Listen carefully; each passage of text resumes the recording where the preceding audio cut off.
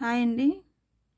ఈరోజు మనం సమాచార ప్రసార సాంకేతికత పరిచయం ఐసీటీఐ గురించి దాని డెఫినేషను మొదలైన విషయాలన్నీ ఈ క్లాస్లో చూద్దామండి. ఫస్ట్ ఐసీటీ యొక్క డెఫినేషన్, అసలు ఐసీటీ అంటే ఏంటి, దాని యొక్క డెఫినేషన్ గురించి చూద్దాం. ఐసీటీ నిర్వచనం: ఐ అంటే ఇన్ఫర్మేషన్ అండి, సి అంటే కమ్యూనికేషన్, టీ అంటే టెక్నాలజీస్ అనమాట. ఐసీటీ నిర్వచనం భావ ప్రసారం చేయగల, నిల్వ చేయగల, సృష్టించగల, నియంత్రించగల, విస్తరించగల సామర్థ్యం ఉన్న వివిధ సాంకేతిక సాధనాలను, వనరుల సముదాయాన్ని ఐసీటీ అంటారు. ఇందులో మెయిన్గా ఐసీటీని విస్తరించిన చూడు, అది మెయిన్గా గుర్తుపెట్టుకోండి ఫ్రెండ్స్. ఐసీటీ సాధనాలు, ఇందులో ఈ 4 రకాల ఐసీటీ సాధనాలు ఇచ్చారండి. అవి TV, mobile are tablet, radio come tape recorder, computer. ఈ 4 కూడా ఆప్షన్స్ ఇచ్చి ఐసీటీ సాధనాలు కానిది అయినది అని అడుగుతారండి.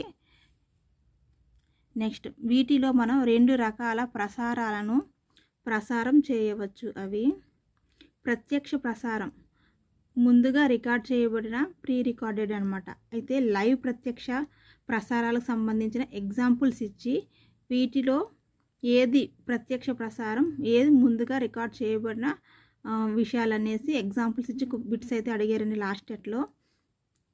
లైవ్ ప్రత్యక్ష ప్రసారం ఇవి నేరుగా సంఘటనా స్థలం నుండి ప్రసారం చేయబడతాయి. ఇందులో ఎగ్జాంపుల్స్ కొంచెం ట్రిక్కీగా ఇస్తాడు. ఏముంది లైవ్కి ఎగ్జాంపుల్స్ అనుకుంటాం, కానీ చూడండి, స్వాతంత్ర దినోత్సవ వేడుకలు లైవ్ ఇస్తారు, అది ఓకే. చర్చలు, సమావేశాలు లైవ్ ఓకే. ఆకస్మిక ప్రమాదాల ప్రభావం, అది కూడా మనం లైవ్ టెలికాస్ట్లో టీవీలో కానీ చూస్తాం. ఇక్కడ చూడండి, సునామీ, భూకంపాలు, వరదలు మొదలగినవి కూడా వీటిని టీవీ, రేడియోలో ప్రత్యక్ష ప్రసారం చేయవచ్చు. అంటే మనం సునామీ టైంలో, భూకంపాల టైంలో లైవ్ అక్కడికి ఎలా, భూకంపాలు, సునామీ అంటే ఈ వరదలు ఇలాంటివి అయితే ముందెళ్ళి ఉంటారు, కానీ భూకంపాల టైంలో లైవ్ ప్రత్యక్షం ఉంటుందా అనేది చిన్న డౌట్ ఉంటుంది. సో అది లైవ్ ప్రత్యక్షమేనండి. భూకంపాలు అనేది ఇందులో కొంచెం హైలైట్ చేసుకోండి. ముందుగా రికార్డ్ చేయబడినవి, ముందుగా స్క్రిప్ట్ రాసుకుని రికార్డ్ చేస్తారు. కొన్ని స్వీయ దృక్పథాలను కూడా జోడిస్తారు. వీటిని చూడచక్కగా చిత్రీకరిస్తారు. వీటిలో నటనతో కూడిన చిత్రీకరణలు ఉంటాయి. ఎగ్జాంపుల్స్: నాటకాలు, సీరియల్స్, ఆటలు, వంటలు మొదలైన కార్యక్రమాలు. ఈ 2 ఎగ్జాంపుల్స్ బట్టి ఓన్గా కూడా ఎగ్జాంపుల్స్ ఇచ్చి లైవ్ అలాగే ముందుగా రికార్డ్ చేయబడిన వాటికి ఎగ్జాంపుల్స్ ఇచ్చి బిట్స్ ఫ్రేమ్ చేసి ఒక బిట్ అయితే టెట్లో అడిగి ఉన్నారండి. నెక్స్ట్, ఐసీటీ సాధనాలు, ప్రసార నియమాలు. ఈ టేబుల్ చాలా ఇంపార్టెంట్ అండి. కాస్త టైం తీసుకుని ప్రిపేర్ అవ్వండి. దీని నుంచి బిట్స్ వస్తాయి. ఇదే కొంచెం టఫ్ అనమాట. ఈ పేజ్లో అసలు పిక్చరే బ్లాక్గా ఇచ్చాడండి, షేడ్ క్లారిటీ లేదు. కొంచెం నేను జూమ్ చేసి చూపిస్తాను. ఐసీటీ సాధనాల ప్రసార నియమాలండి. టెలివిజన్ ఇచ్చారు, మొబైల్స్ ఇచ్చారు, రేడియో, టేప్ సాధనాలు, కంప్యూటర్స్ ఇచ్చారు. ఫస్ట్ది టెలివిజన్ అనేది ఏకమాధ్యమ ప్రసారాలు. అందులో భాగంగా దృశ్య శ్రవణ ప్రసారాలు, చిత్రాలు, దత్తాంశ వినిమయం. అదే మొబైల్ అయితే ద్విమాధ్యమ ప్రసారాలు, దృశ్య శ్రవణ టెక్స్ట్, మూడు ఫెసిలిటీస్ ఉంటాయి. టెలివిజన్లో ఒకటే, అంటే అది చెప్పింది వింటమే మనం, అంతేగాని మనం ఏమీ దాన్ని డైరెక్ట్ చేయలేము. దృశ్య శ్రవణ ప్రసారాలు, దీనికి మొబైల్లో టెక్స్ట్ కూడా అదనపు సమాచారం. అలాగే ఈ మొబైల్ అనేది ద్విమాధ్యమ ప్రసారాలు. రేడియో, టేప్ రికార్డ్ ఇవి కూడా అంతేనండి. మనం అది ప్రసారం చేసే మాత్రమే మనం చూడగలం, కానీ మన ఓన్గా మనం ఏమి ఇన్పుట్స్ అనేవి ఇవ్వలేం. So radio and tape record సాధనాలు ఏకమాధ్యమ ప్రసారాలు, శ్రవణ ప్రసారాలు మాత్రమే వినియోగం, అంతే కదండి. రేడియో వినటం మాత్రమే, చూడలేం కదా. సో దృశ్య అనేది లేదు ఇక్కడ, ఓన్లీ శ్రవణ. అదే మొబైల్లో దృశ్య శ్రవణ 2 ఉంటాయి, చూడగలం కదా, మొబైల్లో వినగలం. అలాగే టెలివిజన్లో కూడా దృశ్య శ్రవణ ప్రసారాలు ఉంటాయి. కంప్యూటర్ ద్విమాధ్యమ ప్రసారాలు, దృశ్య శ్రవణ చిత్రాలు అనేవి ఉంటాయి. ఓకేనండి. అలాగే ఇందులో కంప్యూటర్ ఇన్ఫర్మేషన్ షేరింగ్ అనేది కూడా అడిషనల్ పాయింట్ నోట్ చేసుకోండి. అయితే సెకండ్ కంటే కూడా ఫస్ట్ది ఏకమాధ్యమం, ద్విమాధ్యమం, ఏకమాధ్యమం, ద్విమాధ్యమం అని ఇచ్చారు. అవి వేటిగా స్పెసిఫిక్గా గుర్తుపెట్టుకోండి. నెక్స్ట్, ఇది ఇంపార్టెంట్ అండి, రెడ్ కలర్లో టిక్ చేశాను. టెలివిజన్ అయస్కాంత శాటిలైట్ ద్వారా ప్రసారాలు, అయస్కాంత టేపుల ద్వారా ప్రసారాలు మొబైల్స్కి. అలాగే ట్రాన్స్మిషన్ కూడా ఉంటాయండి, అడిషనల్గా రాసుకున్నాను పక్కన. అలాగే వాహనాల ద్వారా శాటిలైట్ ద్వారా ప్రసారాలు, ఫైబర్ ఆప్టిక్స్ ద్వారా ఇంటర్నెట్ ప్రసారాలు. పిక్చరు బ్లాక్ షేడ్ ఇచ్చారు ఫ్రెండ్స్, టేబుల్ బ్లాక్గా ఇచ్చారు, పేజ్ వైట్గా ఇచ్చాడు, ఇది బ్లాక్గా ఇచ్చాడు. కానీ చదువుతున్నాను కదా, కొంచెం అడ్జస్ట్ అవ్వండి. నెక్స్ట్ టెలివిజన్కి వినియోగదారుని ఆధీనంలో ప్రసారాలు ఉండవు, అంతే కదండి. మనం అది ఏది టీవీలో ఏదొస్తే అదే మనం చూడాలి. టేప్ ప్రసారాలు వినియోగదారుని ఆధీనంలో ఉంటాయి మొబైల్స్కి సంబంధించి. అలాగే రేడియోలోని ప్రసారాలన్నీ వినియోగదారుడు నియంత్రించలేడు. నెక్స్ట్ వచ్చేసి కంప్యూటర్ ప్రసారాలు వినియోగదారుని ఆధీనంలో ఉంటాయి. సో ఈ ఫస్ట్ పాయింట్ అది ఇంపార్టెంట్ అండి. నెక్స్ట్ రెడ్ కలర్లో చేసాను చూడండి, దాని నుంచి బిట్ అడిగి ఉన్నారు టెట్లో. మిగతా అంత ఇంపార్టెంట్ ఏం పెద్ద టచ్ చేయక్కర్లేదు, జస్ట్ పైన చదువుకోండి. అలాగే డిటిహెచ్ యాంటీనా అవసరం, ఇది ఒకటి ఇంపార్టెంట్ అండి. దేనికి? టెలివిజన్కి. అలాగే మొబైల్స్కి సర్వీస్ ప్రొవైడర్ అవసరం, ఇది బిట్ అడిగి ఉన్నారండి. రేడియోకి దానితో నిర్మితమైన వ్యవస్థ ఇన్బిల్ట్ అనమాట. ఒక్కోసారి దానిలో నిర్మితమైన వ్యవస్థ అంటారు, లేదా ఇన్బిల్ట్ అని కూడా ఇచ్చేస్తున్నారు డైరెక్ట్గా. టేప్ రికార్డర్కి టేపులు అవసరం. నెక్స్ట్ వచ్చేసి కంప్యూటర్కి ఇంటర్నెట్ మరియు సాఫ్ట్వేర్లు అవసరం. సో ఇందులో డిటిహెచ్ గురించి ఒకటి, అలాగే మొబైల్స్కి సర్వీస్ ప్రొవైడర్ ఒకటి, అలాగే ఇన్బిల్ట్ సిస్టమ్ రేడియోలో ఉంటుంది అనేది, ఈ 3 పాయింట్స్ మీద ఒక బిట్ వచ్చింది. ఈ సెకండ్ టిక్ చేసింది ఒక సెక్షన్లో వచ్చిందండి టేబుల్ నుంచి. నెక్స్ట్ మన మాటలు రికార్డ్ చేయలేం, డిటిహెచ్తో మాత్రమే చేయగలం.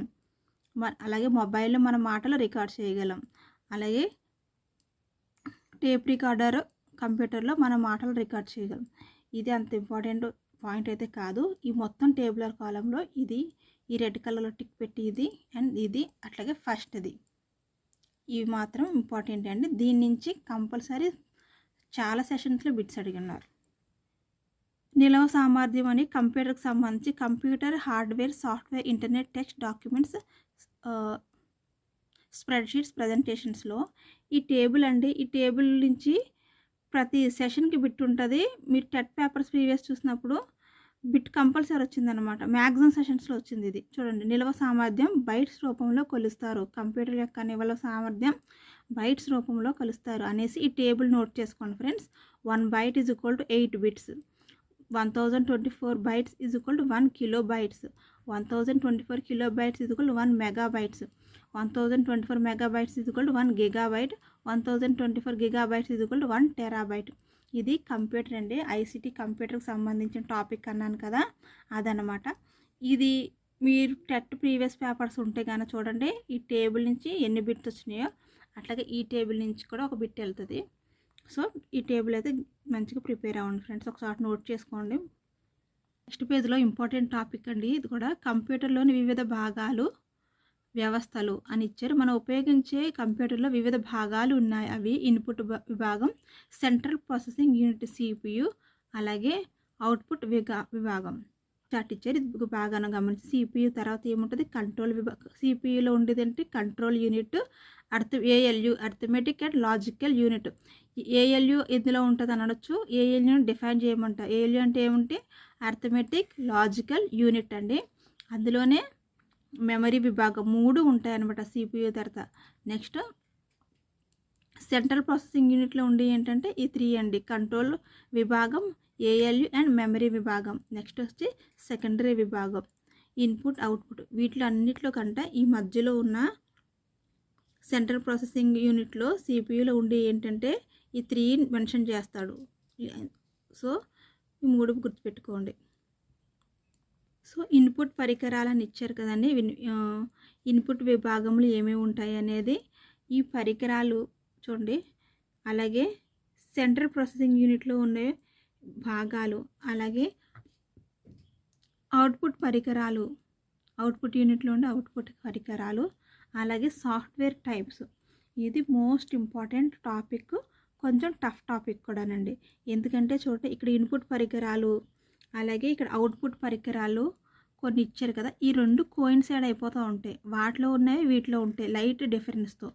మీరు 1కి 4 సార్లు చాలా గమనించుకుంటూ చదవాలన్నమాట. ఓకేనండి. ఇక్కడ ఉండేవే ఇప్పుడు చెప్తున్నప్పుడు మీకు అర్థమవుతుంది. ఇక్కడ ఉన్నవే ఇక్కడ ఉంటాయన్నమాట మ్యాక్సిమము. సో రెండిటికి డిఫరెన్స్ చూసుకుంటూ చేయాలి. ఇది సాలిడ్గా ఇట్లా చదివి కంటే కూడా ఒకసారి చదివి దీని మీద ఎక్కువ ప్రాక్టీస్ బిట్స్ చేయాలన్నమాట. లేదంటే ఇన్పుట్లో ఉండే పరికరాలు ఏంటో అవుట్పుట్లో ఉన్న పరికరాలకి ఒకదానికొకటి రాసి మార్క్స్ పోగొట్టుకుంటాం. ఈ టాపిక్ నుంచి బిట్ వస్తుంది కంపల్సరీ. ఇన్పుట్ పరికరాలు అంటే ఏంటంటే మనం బయట నుంచి మన కంప్యూటర్కి ఇన్ఫర్మేషన్ ఇచ్చేవే కదండి. మన కీబోర్డ్ ద్వారా మనం ఇన్ఫర్మేషన్ ఇస్తాము.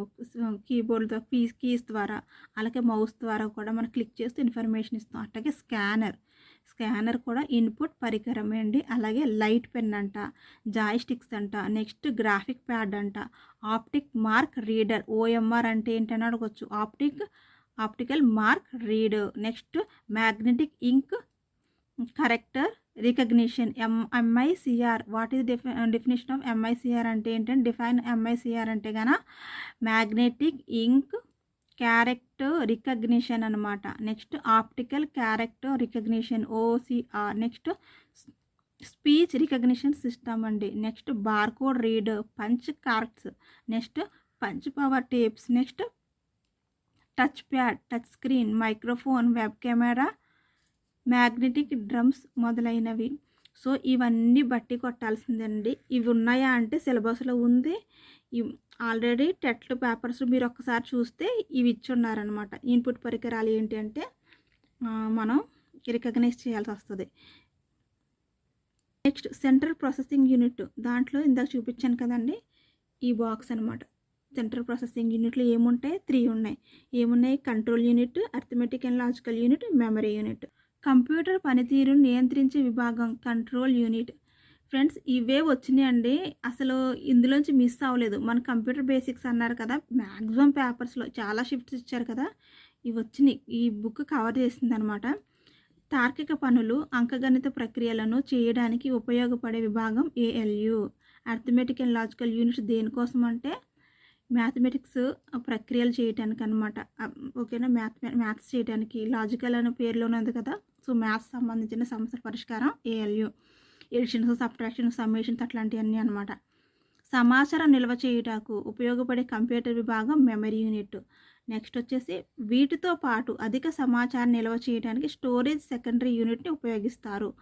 మనం అందించిన సమాచారాన్ని నిల్వ ఉంచడానికి, తిరిగి పొందడానికి, ప్రాసెస్ చేయడానికి ఉపయోగపడే సాధనాలే ప్రాసెసింగ్ పరికరాలు. ప్రాసెసింగ్ పరికరాలు గురించి టెట్లో అడిగారు, ఏమేమి ఉంటాయి ప్రాసెసింగ్ పరికరాలన్నీ. ఈ 2 ఇచ్చి ఇంకో 2 అడిషనల్గా ఇస్తారు, మనం ఎలిమినేట్ చేయాలి. సౌండ్ కార్డ్, మైక్రో ప్రాసెసర్, ఆ 2 కూడా ప్రాసెసింగ్ పరికరాలు అనమాట. నెక్స్ట్ వచ్చేసి సౌండ్ కార్డ్, మైక్రో ప్రాసెసర్ ఎందులో ఉంటాయంటే CPUలోనే ఉంటాయి. ఓకేనా, టెట్కి ఇచ్చిన్నారు. కంప్యూటర్ బేసిక్స్ కూడా ఏం తెలియకపోయినా పర్లేదండి, ఈ బుక్లో ఉన్నవి ప్రిపేర్ అయితే సరిపోతుంది. అవుట్పుట్ యూనిట్ అండి. అవుట్పుట్ యూనిట్ అంటే ఏంటని ఇచ్చారు, కంప్యూటర్కి అందించిన సమాచారం ప్రాసెస్ చేసిన తర్వాత మనకు కావాల్సిన ఫలితాన్ని అందించడానికి ఉపయోగపడేదే అవుట్పుట్ పరికరం అనమాట. అవుట్పుట్ అంటే స్క్రీన్. మరి ఇప్పుడు మనం అంతా చేసిన తర్వాత మనకు స్క్రీన్ మీద డిస్ప్లే అవుతుంది కదా, మన ఆన్సర్ కానీ మనకు రిజల్ట్ కానీ. సో అది అవుట్పుట్ పరికరమే. చూడండి, అవుట్పుట్ పరికరాలు ఏమేమి ఉన్నాయంటే LED, LCD యూనిట్లు లేదా మానిటర్స్. అంతే కదండి, మానిటర్ మీదే కదా మన రిజల్ట్. మనం ఇప్పుడు ఏదైనా PDF చూస్తున్నాము, సెర్చ్ చేసాము, దానికి కావాల్సిన రిజల్ట్ అంతా మనకి మానిటర్ పైనే కనిపించదు కదా. సో అవుట్పుట్ పరికరాల్లో మానిటర్ ఒకటి, LED ఆర్ LCD యూనిట్లు, next printer, next platter, speaker. ఇందాక వెబ్ క్యామ్ అని వచ్చింది చూసారా, వెబ్ క్యామ్ ఏంటి, ఎందులో వచ్చింది? వెబ్ క్యామ్ అనేది ఇన్పుట్ పరికరాల్లో ఉంటుంది. చూడండి, ఇక్కడ వెబ్ క్యామ్ అనేది ఇన్పుట్ పరికరాల్లో ఉంటుంది. ఇది టెట్కి అడిగారండి నా సెక్షన్కి. వెబ్ క్యామ్ అంటే నేను అవుట్పుట్ రాశాను. ఇక్కడ చూడండి, వెబ్ క్యామ్ అనేది ఇన్పుట్ పరికరాల్లో ఉంటుంది. స్పీకర్ అనేది అవుట్పుట్ పరికరాల్లో ఉంటుంది. 2 ఇచ్చినప్పుడు డిఫరెన్స్ గుర్తుపట్టండి. స్పీకర్ అవుట్పుట్ ఉంటుంది, వెబ్ క్యామ్ అనేది ఇన్పుట్ అనమాట. సో స్పీకర్ మొదలైనవి మనకి కావాల్సిన సమాచారం అందించే అవుట్పుట్ పరికరాలు. సో అవుట్పుట్ పరికరాలు, ఇన్పుట్ పరికరాలు డిఫరెన్స్ చాలా జాగ్రత్తగా గమనించండి ఫ్రెండ్స్. నెక్స్ట్ కొన్ని సాంకేతిక పదాలు మినిమం వర్డ్స్ అనమాట. ఇవి మినిమం డెఫినిషన్స్. ఫైల్ అంటే ఒక చిత్రం, వీడియో, పాట, కార్యక్రమం మొదలైన వాటిని ఒక ఫైల్గా నిల్వ చేయబడతాయి. ఫోల్డర్ కొన్ని, ఇది ఇంపార్టెంట్ బిట్ ఫ్రెండ్స్. ఫోల్డర్ అంటే ఏంటంటే కొన్ని ఫైల్ సముదాయాన్నే ఫోల్డర్ అంటారు కదా. నెక్స్ట్ డిస్క్ అంటే ఫైల్స్, ఫోల్డర్స్ నిల్వ చేయుటకు ఉపయోగపడతాయి. ఎగ్జాంపుల్ ఇచ్చాడు, హార్డ్ డిస్క్, పెన్ డ్రైవ్, అలాగే DVD, CD, memory card etcetera. వీటిలో ఫోల్డర్ గురించి ఒకసారి అడుగున్నారు. నెక్స్ట్ సాఫ్ట్వేర్ రకాలండి. కంప్యూటర్ సాఫ్ట్వేర్లు ప్రధానంగా 2 రకాలు. అప్లికేషన్ సాఫ్ట్వేర్, ఆపరేటింగ్ సాఫ్ట్వేర్ అనమాట. Operating system software. Application software కంప్యూటర్లో ఒక ప్రత్యేకమైన పనిని నిర్వర్తించడానికి తయారు చేసే సాఫ్ట్వేర్ ప్రోగ్రామ్ని అప్లికేషన్ ప్రోగ్రామ్ అంటారు. దీని ఎగ్జాంపుల్స్ అయితే important friends. MS office, VLC media player, win app మొదలగినవి ఉంటాయి ఫ్రెండ్స్. వీటి గురించి మనం కంప్యూటర్ గురించి నేర్చుకోవాలంటే చాలా ఉంటుంది.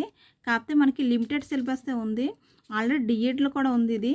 ఈ బుక్లో ఇచ్చిన ఈ ఇన్ఫర్మేషను నేర్చుకుంటే సరిపోతుందండి. అయ్యో నాకు కంప్యూటర్ గురించి ఏమీ తెలియదు, నాకు ఏం తెలియదు, అదే ఫీల్ అవ్వనవసరం. ఈ బుక్లో ఈ ఇచ్చిన కంటెంట్ చదివితే ఈ కంప్యూటర్ ఐసీటీకి సరిపోతుందండి. మనం ఎక్స్ట్రాగా చదివేసినా కూడా 1 or 2 బిట్స్ ఎట్లాగైనా బయటికి వెళ్తుంది. ఇది ఎందుకంటే ఇది ఈ సబ్జెక్ట్ అనేది కొంచెం దీనికి ఏం లిమిట్ ఉండదు కదా, కంప్యూటర్ బేసిక్స్ అనే దాని గురించి. కానీ ఉన్నంతలో ఇది అయితే మనకు సరిపోతుందండి. ఇక్కడ అడిగారండి ఓఎంఆర్ అంటే ఆర్ ఏమో ఇక్కడ రీడర్కి, ఓసీఆర్లో అలాగే ఎంఐసిఆర్లో ఆర్ అనేది రికగ్నిషన్కి అనమాట. డెఫినేషన్స్ అడుగుతారు చూడండి. ఇక్కడ ఆల్రెడీ ఇచ్చాను కదా బ్రాకెట్లో. సో ఆర్ అంటే ఏంటి అనేది ఇక్కడ రీడరు, ఇక్కడేమో ఎంఐసిఆర్లో రికగ్నిషన్ అనమాట. Next operating system. ఇది కంప్యూటర్ను పనిచేయించడానికి ఉపయోగపడుతుంది. కంప్యూటర్లోని ఇతర ప్రోగ్రాములు, అప్లికేషన్ సాఫ్ట్వేర్ పనిచేయడానికి ఆపరేటింగ్ సిస్టమ్ తప్పనిసరి. Examples Windows, Linux, DOS, MSc మొదలైనవి. ఈ ఎగ్జాంపుల్స్ బై హార్ట్ చేసిన ఫ్రెండ్స్. కంప్యూటర్ పైన ఐడియా లేని వాళ్ళైతే ఇదే ఎగ్జాంపుల్స్ అచ్చుగుద్దుతున్నారు అనమాట ఎగ్జామ్స్లో. మీరు కొత్తగా ఎగ్జాంపుల్స్ ఏదో ఇచ్చేస్తారు అని అనుకోనవసరం లేదు. మొబైల్స్లో అయితే ఆండ్రాయిడ్, ఐఓఎస్, విండోస్ ఆపరేటింగ్ సిస్టమ్ను మనం గమనించవచ్చు. అదేవిధంగా ఎంఎక్స్ ప్లేయర్, క్యాండీ క్రష్ మొదలగునవి అప్లికేషన్ సాఫ్ట్వేర్లు మనం ఉపయోగిస్తాం ఫ్రెండ్స్. ఇవన్నీ ఎగ్జాంపుల్స్ బై హార్ట్ చేసేయండి ఫ్రెండ్స్. మీకు అంత డౌట్ ఉంటే కనుక ఒకసారి టెట్ ప్రీవియస్ పేపర్స్ చూస్తే ఇవే ఎగ్జాంపుల్స్ ఇచ్చాడు. సో అప్పుడు మీకు భయం పోతుంది, ఓకేనండి. లేదంటే వేరే ఎగ్జాంపుల్స్ ఇస్తే నేను వాటి నుంచి గుర్తుపట్టగలనా అనే టెన్షన్ అయితే ఉంటుంది. సో మీకు అలాంటి టెన్షన్ అయితే ఉండదండి. మీకు అంతా కొంచెం భయంగా ఉంటే, ఎందుకంటే నాకు కూడా ఫస్ట్ ఈ సబ్జెక్ట్ ప్రిపేర్ అయినప్పుడు ఓకే ఇది చదివేస్తాము, అవుట్ ఆఫ్ ఎగ్జాంపుల్స్ ఇచ్చిన, అదర్ మ్యాటర్ ఇచ్చిన చేయలేను కదా, కంప్యూటర్ మీద అంత ఏం లేదు కదా నాలెడ్జ్ అని అనుకున్నా. కానీ వన్స్ ఎగ్జామ్ కంప్లీట్ అయిన తర్వాత సో మనకు ఆ భయం అయితే ఉండదు. సేమ్ ఇవే వస్తాయి. మ్యాక్సిమం 1 or 2 అయితే ఎలాగైనా వెళ్ళిపోతాయి, ఎందుకంటే ఇవి ప్రైవేట్ పబ్లికేషన్ బుక్స్ కాబట్టి. ఓకేనండి. మ్యాక్సిమం అయితే కవర్ అవుతాయి, 99% కవర్ అవుతాయి ఈ బుక్ నుంచి. నెక్స్ట్ క్లాస్లో మిగతా కంప్లీట్ చేసుకుందాం. చిన్న లైక్ నచ్చితే కనుక లైక్ చేయండి ఫ్రెండ్స్. ఓకేనండి. Thank you for subscribing and watching. Bye అండి.